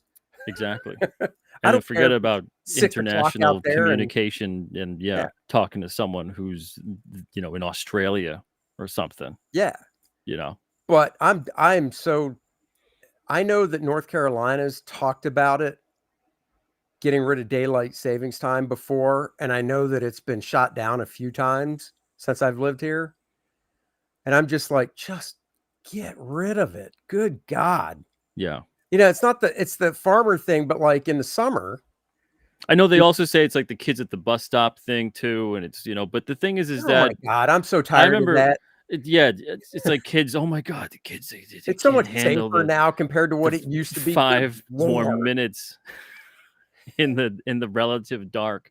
They're I don't want to usually hear it. Like not. I'm Gen X. You're Gen X, right? So the kids walk to the school where they got a flashlight. You know what I mean? Like, Oh my God, my parents didn't give a shit at all if it was pitch black out and I was having to yeah, walk to the bus stop. They're like, "See you later." yeah. But it's I've been pitch at a bus black. Don't stop you want to pitch black. walk I've been me? walking to Nope. school relatively pitch black. But it's kind of cool because you see the sun coming up and everything else Yeah. also. But yeah, Here's an idea. Change the freaking hours of the school then. that's I mean, simple. right. Yeah, even Um, if it was just like a half hour later, yeah.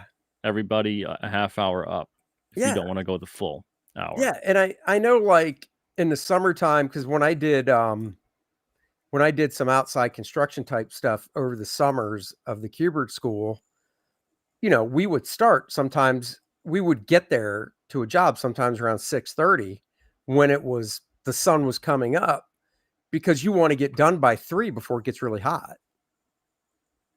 That has nothing to do with daylight savings time because we're trying to get done by 3 in the summer when the sun's still out till like 8. Yeah, yeah. It was because of the heat that we wanted to get done and get the hell out of there. These are the big problems, the I big know. problems of the world.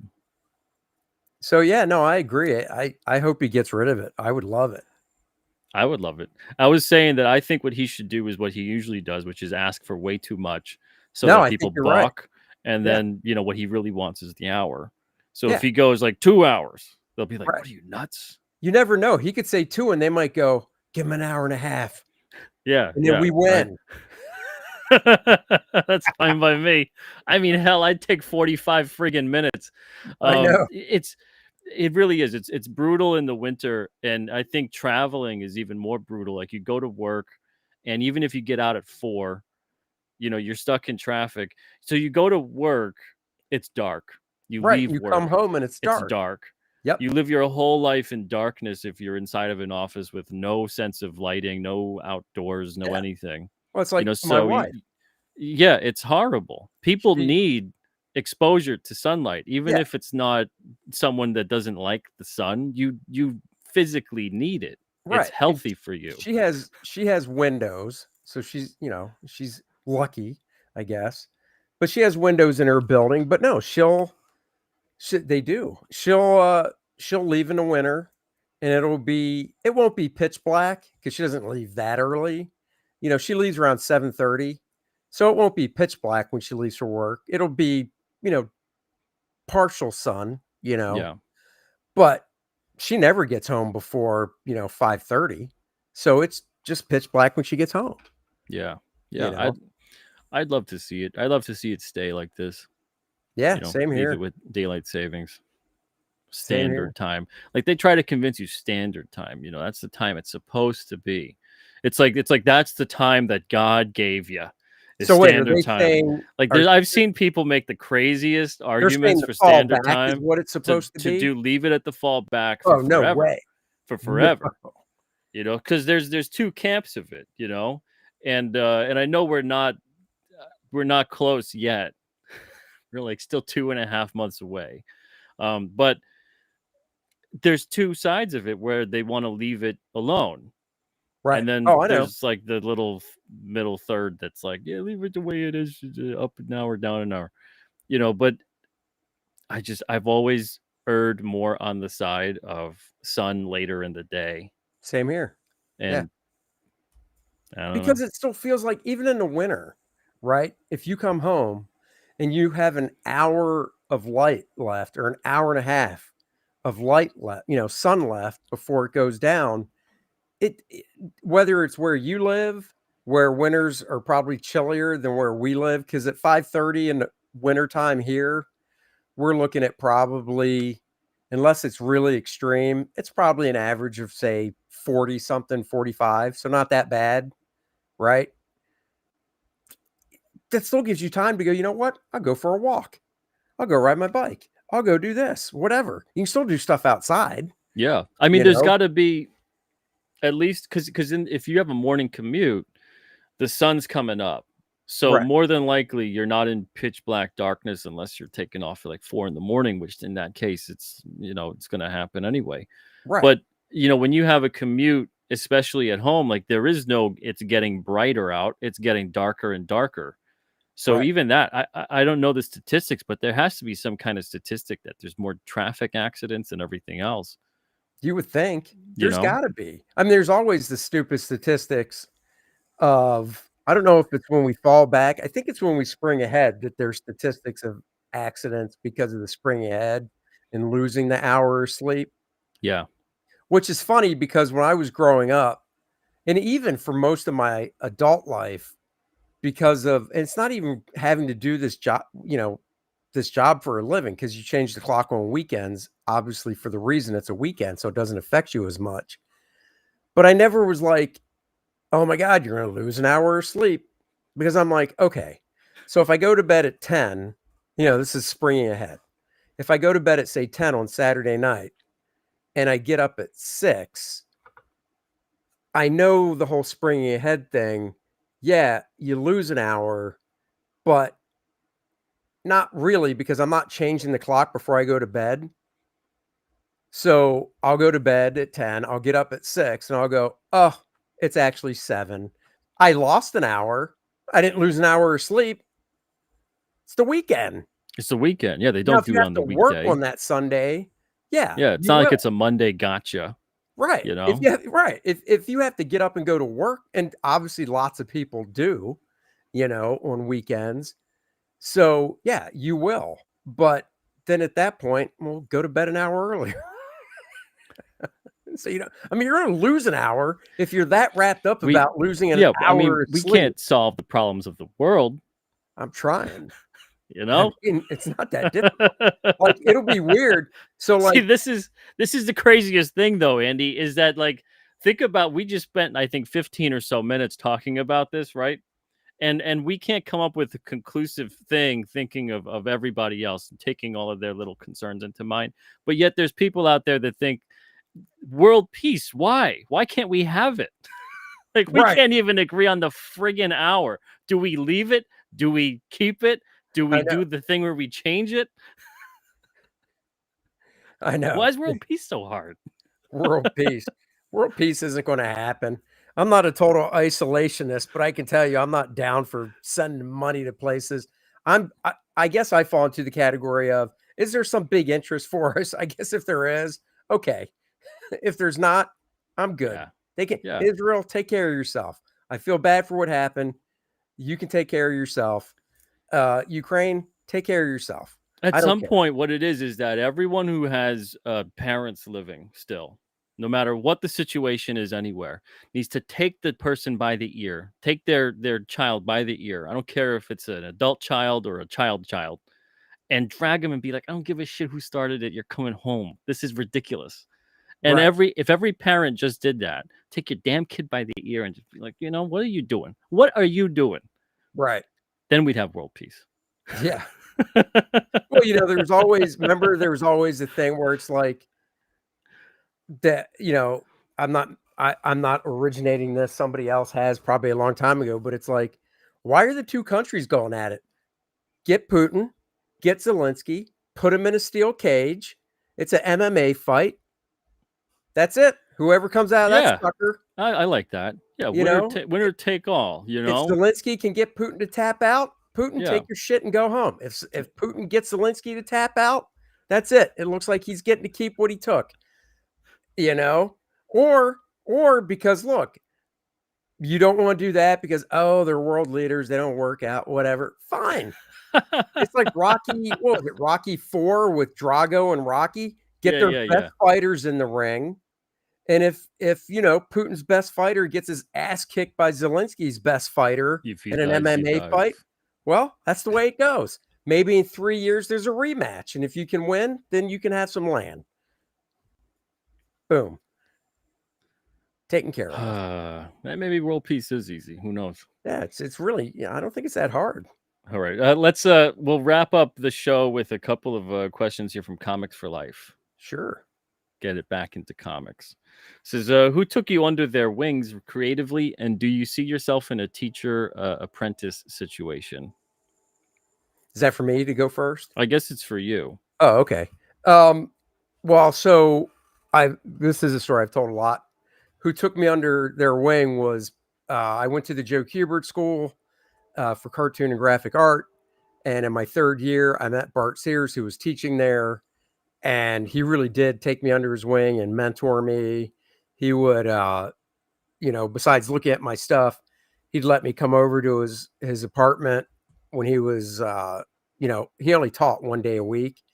But the 5 days a week, when I got done doing, at school at say 3:30, I could just drive over there, work on my homework or sample pages while he was working on his Justice League stuff at the time. And he would, throw tracing paper over my stuff. And he really did, mentor me and stuff. And then I've taught as an adjunct professor at the University of North Carolina, Charlotte campus. And I also have done some video one-on-one tutorial type stuff, portfolio stuff. Basically, it's like this. I have it up on my website, actually. It's basically like this, except it's not live. It's just what they say in the back room. And then I would record it. And then after the 2-hour session is over, I send the person the 2-hour video recording so they can always reference back to it. And then any stuff I do in Photoshop, because generally they'll, they want me to look at their pages. So I open Photoshop and share my screen, and then I go through them and, draw over stuff with layers in Photoshop, and I send them all those files as well afterwards too. So I do that stuff. Yeah. Very nice, man. And another great question from Comics for Life. You got a good demeanor for it, honestly. It says, being a big comic fan as you are, if you got the rights to any of the big two characters, which of each would they be? So I guess pick one from Marvel, one from DC. You get the rights. Picking just one. I guess with DC, I'd go with Green Lantern. Okay. Because so you own Green Lantern then? Yeah, I take Green Lantern because I like the space stuff about it. I like the fact that he's on Earth. He can go anywhere in space. So, the sky's the limit with any type of alien type stuff, whatever, whether it's stuff already DC canon or, making new stuff up. Now, where there's a lot of Green Lanterns, is there one that you can particularly take? Like, is it, Hal Jordan, Kyle Rayner? It'd be Hal Jordan. Hal. Oh, yeah, it'd be Hal Jordan. In fact, if I did it, I might. It depends. It's like, because I always look at things like there's more layers to this question. So if I could do it and it was just Hal Jordan, or if not that, if it was like 6 months, right? So you got 6 months, I might just do Hal Jordan specific stuff, right? But if it was in perpetuity for as long as whatever, then it could be like a 6-month story arc with Hal, and then the next one could delve into some of the core characters coming in, and explore it that way. So to keep it different.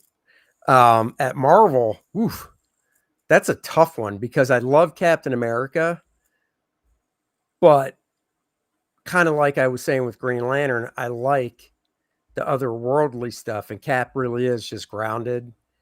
And I like characters that can fly.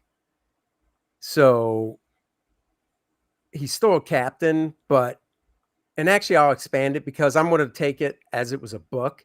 So any book that they published, so it doesn't have to be a single character.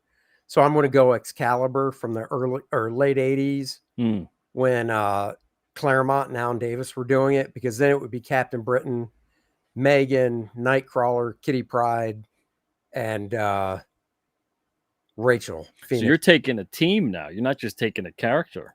Yeah, but with Excalibur, I would treat it almost like the Justice League. And what I mean by that is not every book you'd be able to do this because they didn't do it in the Justice League. But if you remember the Justice League in like the 70s and stuff, they would have the roster and it'd be like, the 5-6 characters, but then they would break up the story into like 3 chapters. And it's like, these 2 are off doing this and these 2 are off doing this. Yeah, I love when they do that. Right. So the only time, and they did that with the Avengers too.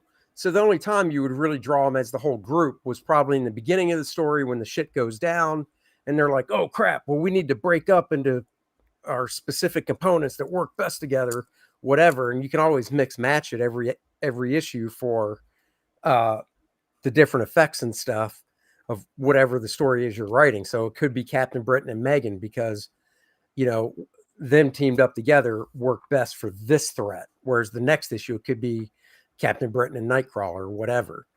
So yeah, I don't have a problem with the team book if it's like that. Now, if it's a team book where it's like the whole team's on like every freaking page, no, I wouldn't do it. I wouldn't want to do it. I wouldn't want to do a George Perez Avengers because that's kind of it was. So, yeah. For me, I would I'd reframe this question by saying that I would use the 2 characters, the one each that I get. I would use them in the King Cryptid series, and I would take. This should be a very obvious pick for DC. I would take Swamp Thing. Oh yeah, Swamp Thing would go fit perfect in the King Cryptid series, and then I would also take, which is funny that you kind of mentioned him. I would take Nightcrawler from Marvel. Yeah.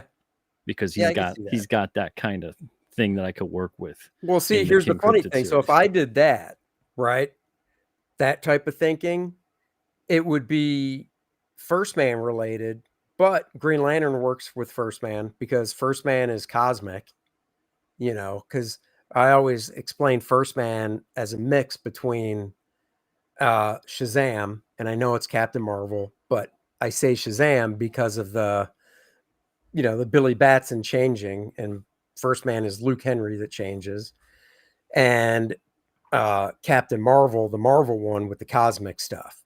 So that would work with Green Lantern, but it would also work with Excalibur because First Man also has adventures on Earth because Luke Henry's from Earth and stuff. So, and Excalibur has done stuff in space. So he would work with both. If I went the Cordrath way, it would have to be Conan, but Marvel doesn't own Conan. So big 2, they don't own. What about Warlord from DC? Warlord, yeah, for DC, I was going to say Warlord. Yeah. So yeah, that's easy. DC would either be Warlord or Claw, because they did invent Claw. Claw's basically Conan with a messed up hand. So the claw hand. So I could do Warlord or Claw, but I'd probably go Warlord because I like Warlord better. For Marvel, it could be somebody like.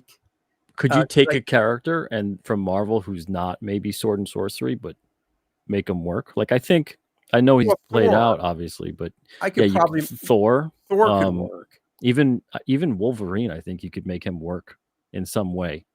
Wolverine could work if he got, which He in the could be Marvel universe barbarian-ish. they do time jumps, universe jumps, whatever. So Wolverine could work too. Yeah, Wolverine could work. But if I really want to keep it more specific, I think Thor could work fine. Yeah, Thor would Easily. definitely work. Because you've got the Shattered Reach. Well, what's to say up on Asgard the story was written, because Asgard sees like all the worlds below, whatever. So what if the bridge, the Rainbow Bridge, whatever it's called, can shoot off and travel over to the world that inhabits the Shattered Reach? Because the Shattered Reach is part of the world that's not the globe. Well, the thing with Thor is that you don't need to use Marvel's Thor. Are there any kind of established mythological figures within Kordrath? No, not yet. Any plans for that? I know Dennis might have more of an idea, maybe. He might, but I can safely say right now there's not. So, with like the next Kordrath book and the one after that, because 3 and 4 are planned out. We just took this kind of like Y in the road to do Lilith because people really were attracted to the character and want to know more about her and stuff. And we're like, okay, let's just, do this as a little break between the Kordrath stuff. All right. Well, I've heard you loud and clear. So let's talk about Lilith for a little bit here. Sure. Give me like the overall pitch. Give me like if they don't even know what the Kordrath book, the character, anything like that. Give me that for everybody out there.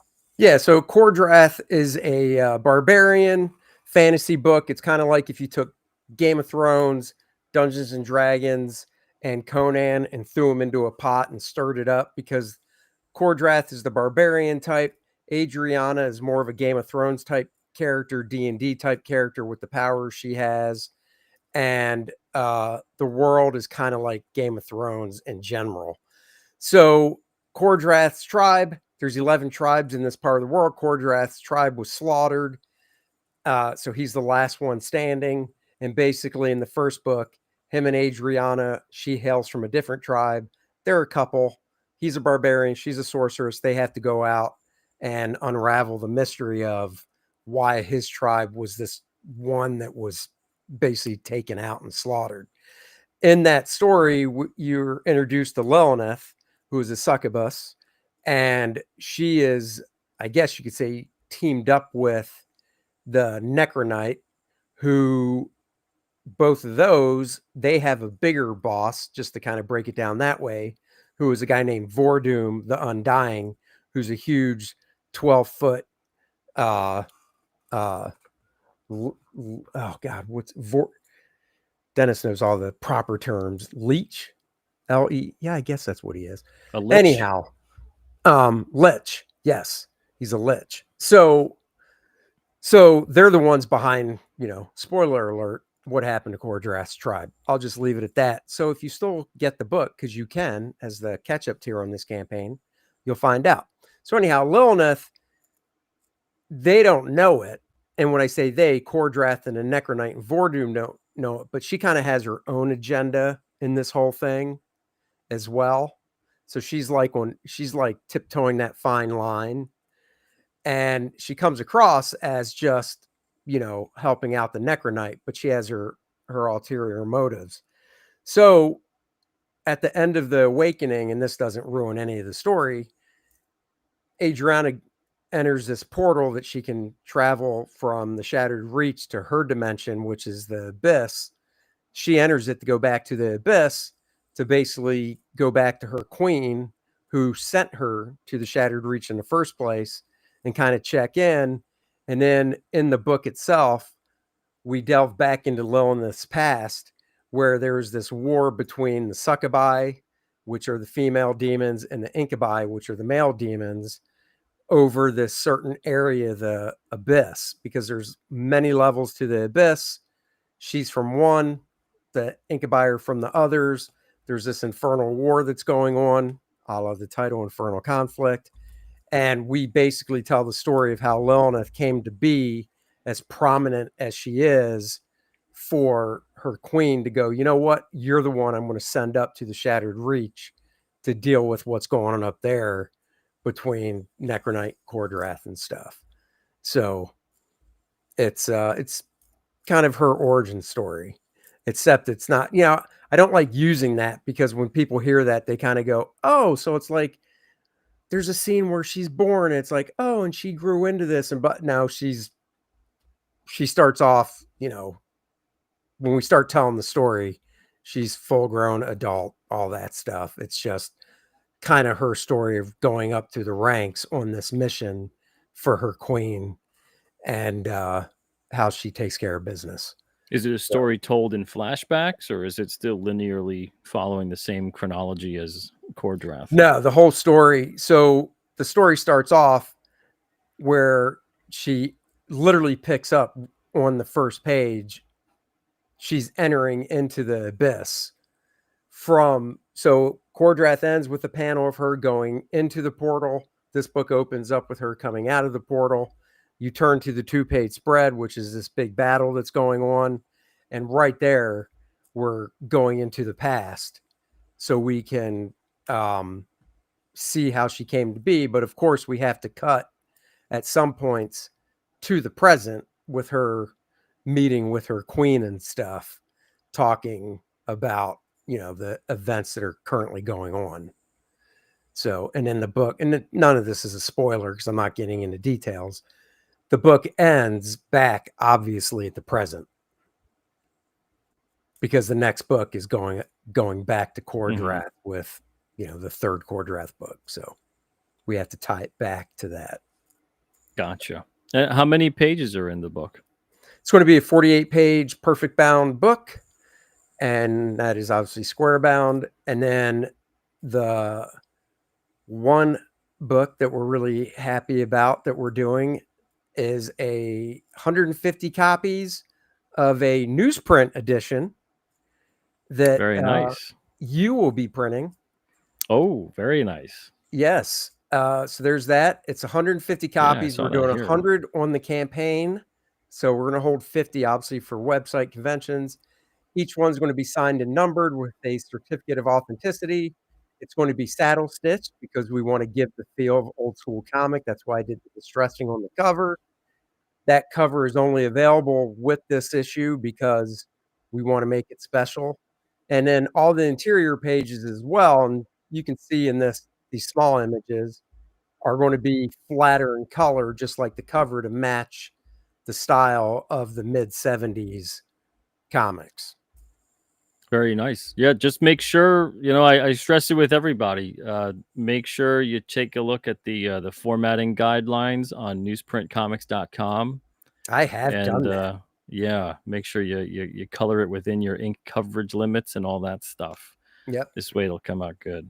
And that's the thing with newsprint or any kind of uncoated paper, but especially newsprint. Even though I'm using more of a high grade newsprint, you always want to stick to more of like that truer tone to that color. A lot of people nowadays in modern comics, when they flat, it seems to be everybody flats with like a mid tone, and then they build up a highlight and a low light. You want to just kind of start with like the boldest, truest version of the color, and then give your mid-tone and low light, as opposed to everything is like, think about anything you'd ever seen that was in newsprint for the longest time. It was always so bold and bombastic, and the colors were always so true. Right. And I think we lost a lot of that in modern comics coloring when everything became like the mid-tone. No, I hear you. Well, I mean, so I colored the cover, which obviously you can see a lot better than the two pages that are laid out. I love high fantasy stuff like this, and you will too. Go back it. And he did tonight. He pushed you over. That's right. Thank you. That's right. And we're keeping it flat, except for even when I colored the cover. And this is the era of comics I grew up on. I pulled out a couple comics from that time period because I knew that they did some stuff. Like you can see in the sky back there, there's at this scale, it looks like a gradient, but it's not. I tried to mimic the same effects they did back then when they did the different colors and like skies and stuff. So yeah, so we're trying to mimic the stuff as close as we can. But yeah, I will reference that again just to double check and stuff. So Yeah, and it'll be in color, you said. So oh yeah, 48 pages in color, and it'll be on that newsprint. That's great. Yep, and stapled, which I love. And you can even see I ran a ad on the inside front cover of, "Do you want to be an architect? You can be an architect." Now, I can't say for sure that's going to be the exact ad that's going to be there. Yeah. But, I have time to think about it, because there's only going to be, the book's not going to, the one difference is there's not going to be ads that break up the story. We're not doing that. It's going to be straight through.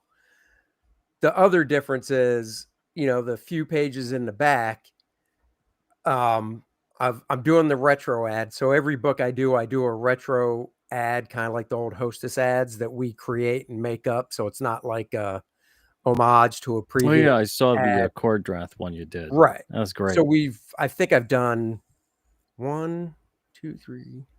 I've done 5 of them now. So this will be the 6th retro ad. I haven't drawn it yet. It's written, but so that will be in the book. But honestly, for the other ads, because like that company right there. I'll get your opinion, Pete. That company right there, they're not in business anymore. If I literally just ran that ad, do you think I'd get shit for it?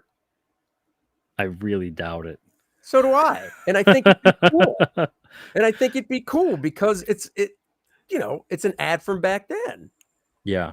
And it's limited to 100 and some anyhow. So it's not like it's mass distribution.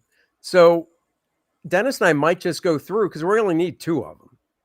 I think the only thing, if you wanted to just cover yourself legally in any way, shape, or form, is to just put like fake advertisement on the top or something like that. Oh yeah. No, I would do that. I would say something like, because they used to specify advertisement, especially if it looked sort of like it belonged in the comic. Oh yeah, no, I would do something like, I wasn't even thinking fake.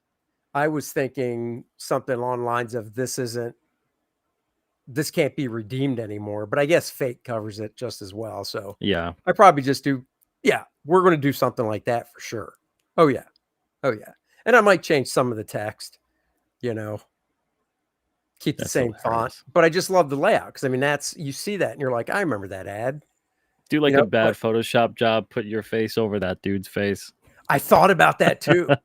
Actually, you want to know? See if anyone notices. This isn't even a spoiler, because I haven't decided if I'm going to do it.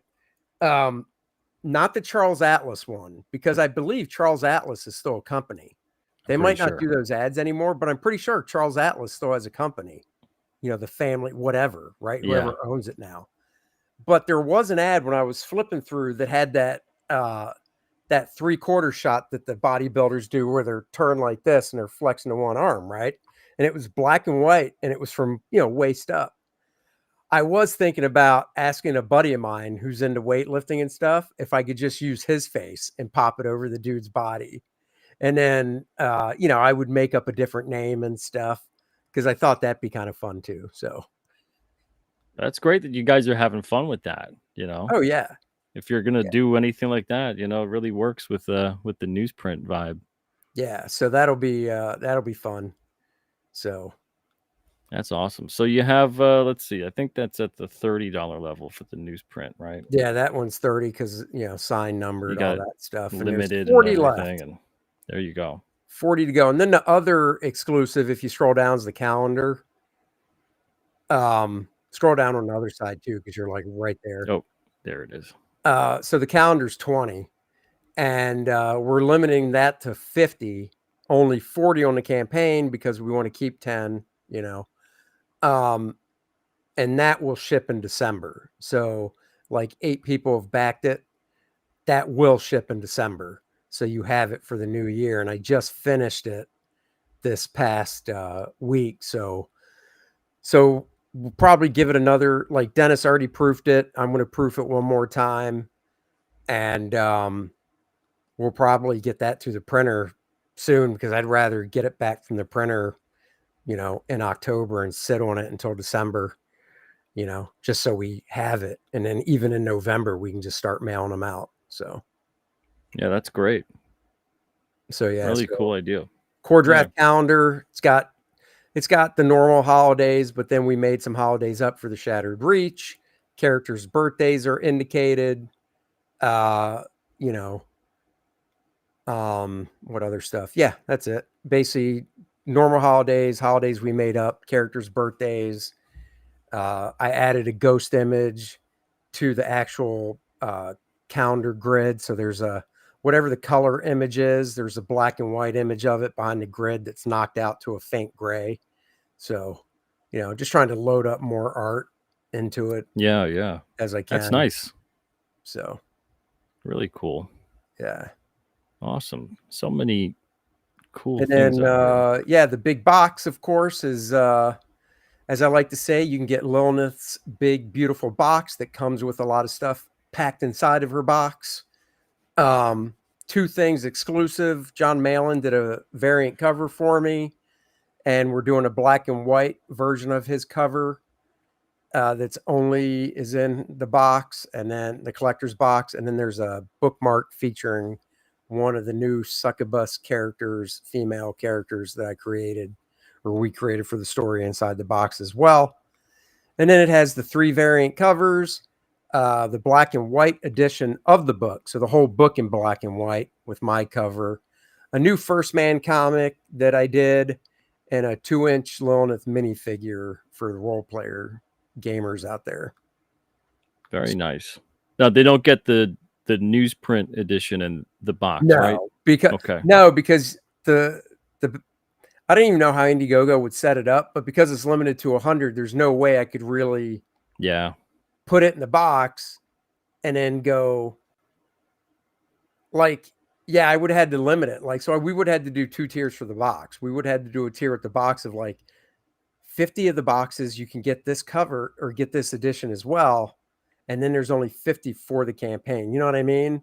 Yeah. So, I really wish Indiegogo, and I don't think any of the crowdfunding platforms do this, where you can actually have a specified amount of what you have and then take that from a pool of whatever it is. So let's say it's the newsprint edition, it's the regular right. You graphic just say novel. there's 100. And then, somehow and then you just add that accordingly, and your supply goes down based on what gets picked. So say there were 60 taken from the tier by itself, like there is now, but then, and there's more than 14 of the boxes sold because I did secret tiers for people that signed up early. Oh, okay, great. So say however many, because I haven't checked, the boxes are gone. Let's just say there's 30. And if they could add it up, then I'd know there's only 10 left. Yeah. But with the newsprint edition, that has all the add-ons. So for instance, if you want the box, the newsprint edition has an add-on of that tier. Oh, okay. The box tier at the same discount, because the box is retail $170. Oh, I understand. Okay, so if you want the newsprint edition and the box, don't go through the box to do an add-on of the newsprint edition, because there's no add-on for the newsprint edition. Go through the newsprint edition and then add on the box. Right. Awesome. And you're still saving money, because the box right now is, I think it retails for $170, and we're on the campaign, it's $140. So if you did get the newsprint in the box, you're back to what the box costs retail. So you're basically getting the newsprint for free. Ah, very nice. There you go. Yeah. All right, man. Well, we went longer than I thought we would, but that's okay. I don't regret it. It's fun. Dude, honestly, the first part of the show, when we were just talking about the living like a serial killer, that's what it's titled. If you ever do the thing, I don't know if you do this or not. I haven't done it with our shows, but you know how some bigger podcast shows will literally take their 2-hour show and then pull a 15-minute segment and just run that segment separately, right? You could do that, and you could call it Living Like a Serial Killer. And I guarantee if you titled it that and pulled that first segment, because we had a clean cut. It'll either go huge or I'll get demonetized for the 4th time. Whether or not I'm willing to take that risk, I guess we'll just have to wait and see. Yeah. Well, I don't know. Maybe not. Maybe not living like a serial killer, but living like a hermit. Living like a single weirdo. Living like a single weirdo. I mean, dude, you've got 3 segments you can make this. You can break this 2 hours into. You've got living like a weirdo, daylight saving time should stay, and the Lilith campaign's the best thing since sliced bread. Yeah, So that's pretty good. But what I was going to say is the beginning of the show felt like a Joe Rogan show. When I listen to him, they'll just start talking about whatever. And then they'll finally get into why the guest is on the show. Yeah, I yeah. love And that. honestly, that's not just what I like listening to, that's the conversation I like being a part of, Yeah. you know? So that's and I've had a lot of shows on here that have been like that, but sometimes it really depends on the guest. Sometimes the guest is just not good with chatting. I knew you would be. Oh, So I sure. was like, we could do this. You know, we've Yeah. had enough conversations. I know we both know each other's rhythm, you know, so Oh, yeah. it's a lot easier when you get into that space. But when someone's on here for the first time, and sometimes it's like their very first show, I try not to get people who are on here. I try to discourage people that it's like, if this is one of your first shows, don't do this. Get used to talking on shows, have your own channel. I like to have people on the channel. I'll be perfectly honest. I like to have people on the channel that have a channel. And the Sure. biggest reason why is number one, it shows that it isn't just like take. Right. Number two, you're more used to doing this sort of thing. Right. And then number three, if I don't know who you are and we've never had a conversation before, I can easily go to your channel and see, okay, will we be able to have any kind Right. of rhythm, any kind of conversation here that won't just be an infomercial power hour, which is what I don't want to do, Right. you know? Yeah. Because I know there's some people that they're like, I'd just rather be a guest. I don't want to have my own channel. You know, I get it, but at the same time, I don't. Because if you want to do this, have a channel. Even if you're Right. not like every day, every week, whatever. You know, put a Right. couple videos, do one video a month, Yeah. Just do get one a used month. to it. And I tell Yeah. people, you know, just talk about what interests you, you know? Yeah. Yeah. Because if you're not talking about stuff that interests you and you're passionate about, then, you know, people will tell that you're just trying to, I don't know, just go along to get along, I guess you could say. You know what I mean? Yeah. Yeah. And I love the stuff too of having someone on like you that I've had a bunch of times, but like I get to know more about you. Sure. You know, and I think people like that too when they watch, because if they're watching and they're watching because of you, they've seen you say a lot of stuff. Sure. So, you know, you want to kind of keep it a little fresh, Oh, yeah. not just, you know, pull the string and then Andy says the same thing. You know, Oh, like no, I'm the same way because, you know, obviously we have people on the DNA show on Wednesdays that we've had on before. And, you know, Dennis and I will talk beforehand about, all right, let's bring up this or that and whatever, because it's like you said, you don't want to just repeat the same thing. I mean, when we have a new person on, we always start the same because we like format stuff, which is, what is your origin story? I mean, we did that with you. But, you know, when somebody's been on before, we don't do that because we already did it, yeah. you know? So we just kind of get into it talking about kind of like this, you know, we had Vaughn Coleman on 2 weeks ago or last week. Yeah, last week. And I can't remember what we started with, but it was just something generic, you know. We just started talking basically. So Yeah. Yeah. You and know, and I and tell people that are like, "Oh, I'm not good at talking, blah blah blah." If there's not one in town, because this will cost money. If there's not one in the town you live in, you can probably YouTube has everything. oh Just yeah. just Google improv. Honestly, take an improv class. Now, I did do improv for the 10 years. I didn't need to be able to do this. I was always comfortable talking and stuff like this. I did improv just because I like performing. So, but if you're not used to, you know, talking like this, take an improv class. Yeah, because it's another skill to develop, you Right. know, and the more you do it, the hopefully better you get at it. At least the more comfortable you get at it, even if you don't necessarily get better. That's kind Yeah. of subjective. But you know, A you few, will get more comfortable with it and it'll show. a few of the people that took the improv class because before I started performing, you had to go through the class, right? That's the way the woman that runs it set it up, is you take the class, and then when she feels like you're ready, she invites you to be a performer, and then you still show up weekly because it just becomes rehearsal at that point. But the nice thing is once you get bumped up to performer, you don't pay for the class anymore. Oh, that's So, nice. right. So I think I paid for like 2 8-week classes, and then I got bumped up, you know. But the point was we had people that were taking the class that never want to perform on stage. They were just doing it because they want to be better talking on stage for what they do. You Yeah. know, not Yeah. everybody that took the improv stuff wanted to be bumped up. They would take it for 8 weeks and be like, that was great. Thanks. And we never see them again. You know, because they got the confidence out of it, and you know, how to basically talk and not have the nerves and stuff. So Yeah.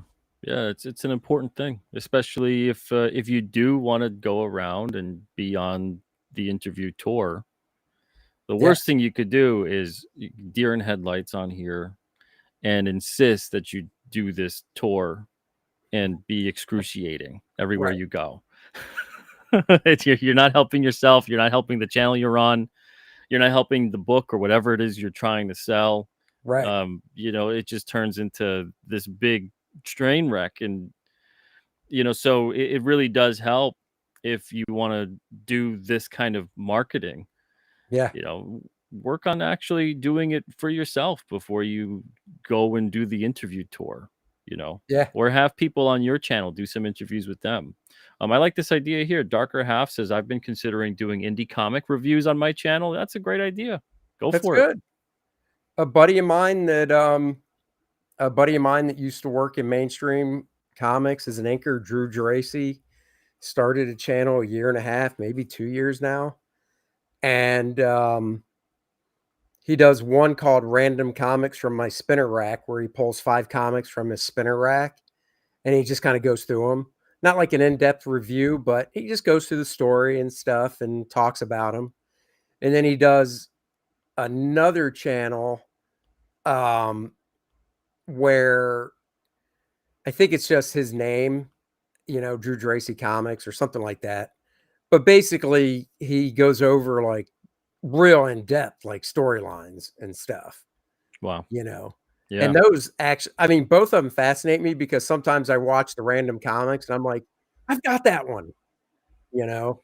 But the storyline stuff really does, because even though we grew up at the same time and read a lot of the same stuff, I don't recall the stuff nearly as well as he does. Plus, he also goes back and rereads it before he does the video, because all Yeah. his Yeah. videos are pre-recorded. So, I could do it if I had the time to like read a whole trade paperback or two. I just don't have that time. And that's, kind of like we were saying, you should talk about stuff you want. That's just not something that would interest me to talk about. Yeah. Yeah. I'd rather pick a comic up, and I do this on my channel, and go through the art aspect of it. I mean, there's channels, there's videos, people that I get sucked into where I'm not particularly thinking I'm interested in what they're talking about, but they're so passionate about whatever it Right. is that I find myself going down the rabbit hole, Yeah. and they're knowledgeable about it, they're passionate about it, they want to share something, and that's kind of what I'm trying to have more of on this channel too, of not just like, I want to get people on here that have a love of comics, or they're making Right. comics, or whatever it is, and that's the unifier. But that there's more than that. There's more than let's talk about comic making. Let's talk about the comics we like. Let's talk about comic. It's like we're hopefully more well-rounded than that, and people have more interest in that and more to Oh, their yeah. life than that. And let's talk about some of that too, Oh, yeah. because I find that's more of the relatability type of thing that resonates with people. And I love when I discover, that some person that I thought that was a certain way, that they do a certain job or whatever, that they end up also loving the same kind of music I like, or the same kind of sport that I like, or they're really into this kind of niche thing, and Right. all these layers to who they are. I love discovering that kind of stuff, and I think most people do. Yeah. No, I hear you. I'm right there with you. I do the same Yeah. thing with YouTube. I subscribe to a lot of different stuff. So Yeah, totally, man. Darker Half says, so I can review King Cryptid then? Everyone and anyone can review King Cryptid. I don't give review copies for free, but and I don't do that anymore because it always tend to be kind of like a weird. They give you a gushy, weird review because they want to keep getting free stuff. right. and so if you bought it, which I know you did, Yeah. go have at it. If you loved it, you hated it, whatever. To me, the most important thing about comics that unfortunately is not something that happens a lot is the conversation about comics from the side of the reader. Right. And that's the conversation that needs to happen to keep comics alive in this day and age, especially. Right. So, if you want to review King Cryptid, go for it. And I don't want to speak for Andy, but I'm sure he feels the same way about anything he's done. Yeah, doesn't bother me. Yeah, but I I'd mean, love to see that Darker Half and tag me in it. Let me know when you put it up. Yeah, I mean, besides obviously the creator owned stuff I've been doing, it's not like any of the other stuff I did for 34 years hasn't been reviewed for the big two. Yeah, and that's something too. I've read good and I've read bad, so yeah, this indie comic landscape, whether it's Comicsgate, not Comicsgate, whatever it is, we desperately need more people out there talking about the books, what they loved, hated, whatever, blah blah blah. That fervor and excitement. We need to bring like the sports fan mentality into the comic realm, where people like live and die with this stuff. They, even if they boo you out of love because they know you're better than that and you're capable of more. You know what I mean? Like, who hasn't booed their team? Right. And you do it not because you hate them, but because you're like, what are you guys doing? You're so much better than this. It's that kind of thing that it comes from a place of love. And we really need that, whether it's you're cheering because you love it or you're going, oh, I'm disappointed. I know they're better than this. And, someone needs to talk about this because I know they could be so much better, but maybe no one's saying anything. And unfortunately, a lot of the time, no one really is saying anything. Right. So go for it, Darker Half. Review anything from me. And if you want to get someone's permission to review, I mean, if you feel better about that, then do that. But we do desperately need more of that. Yeah. And last question for Andy here, and then we're going to wrap it up. Cole asks, do you play any TTRPGs? What does TT stand? Oh, tabletop? Tabletop, yeah. Oh, tabletop. I'm used to just RPGs. I haven't in a long time, which is weird in a way because with Core Draft, the first two books, Dennis wrote a game module for each one of the campaigns for Core Draft because he's a huge game player, D&D, all that stuff. To this day, still plays, still does campaigns. And he has been since the very first edition came out. So he wrote 2 game modules for those. We're not doing one for the Lilith because we're doing it for Core Draft. So I just haven't recently, just no real time. I mean, I have a hard enough time catching up on the reading that I want to do. I hear you. Yeah. So, but I have, back in the day, it was the Marvel superhero stuff. 'Cause I'm a superhero guy. So the first Super Marvel game. Yeah. Nice. Very nice. Yeah. All right. So that's about it. We're going to wrap it up. Thank you, everybody. Andy, this was 2 hours. I usually go like an hour and a half on here. But again, cool. I don't regret it. And thank you very much for being so generous with your time. I know you got to wake up in 2 hours. I'll get up in 2 hours.